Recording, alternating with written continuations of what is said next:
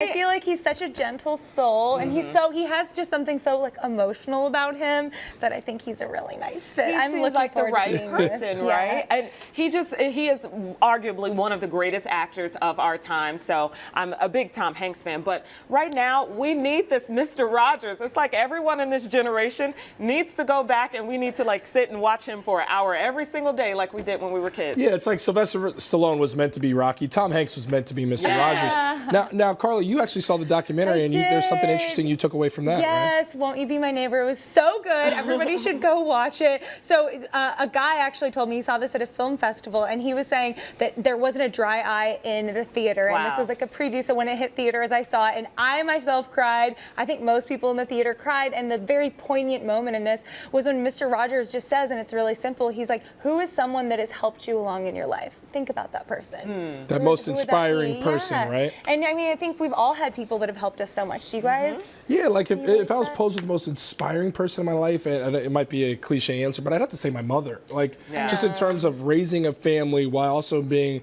a high-powered member of the workplace and managing people, and from being a boss in that world to being the boss of our household. Now, my father definitely contributed a lot, but the hats that my mother wore as I get older, just as a parent now, I marvel at what she's done. 100%. Yeah, I would totally echo the same thing as my mom. She ended up being a single parent unexpectedly when my father passed away. I was 11, my brother was 14.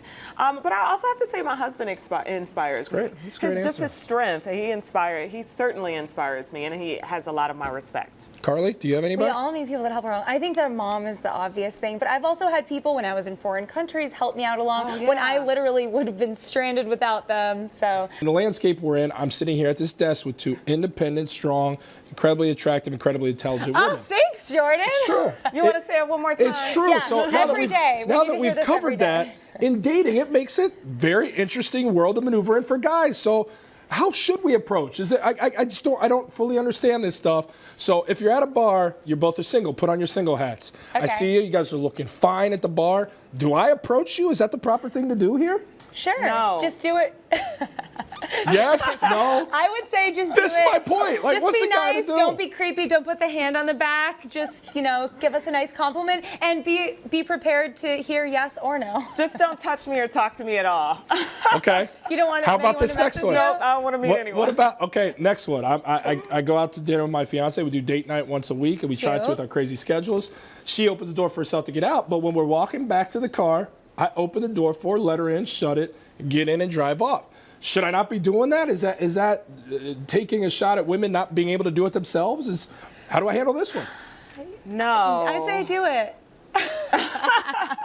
Do it. Okay. Guys, good luck. Okay. The thing is, you go first. I'm saying no because you should always do it. You said you don't do it like getting out the car. You should always do it. Let me tell you how many times I have sat there and the valet forgot about me. My husband forgot about me. I'm just sitting in the car waiting for someone to open the door. And I sit there and wait, ladies, and you should too. Wait, I, for one, am Felicia, not do you surprised. never open your own doors? Why would I? It's Felicia Lawrence, everybody. Why would I? My boyfriend says he doesn't want to insult me by assuming that I need the door open. That's what I'm saying. Well, if that works for you, But girl. I wouldn't be insulted. You can just always do it. What if I break a nail? That's a problem. Okay. Bill comes. It's been a great meal. It's one of the first dates we're going on. Do I pay? Is it just assumed that I'm paying? Or is that a shot? Or is that taking a shot? Yes. I don't think it's now when it comes to assumed, money, but y'all can agree. But it's welcomed, and I'm just going to say, if you want a second date, yeah, you probably should. On the first date, for sure. After, a couple dates, we're cool to split it. Hey, guys, I tried to help you out. I'm sure you got nothing here in the last 3 minutes. We're more confused than before. We're trying.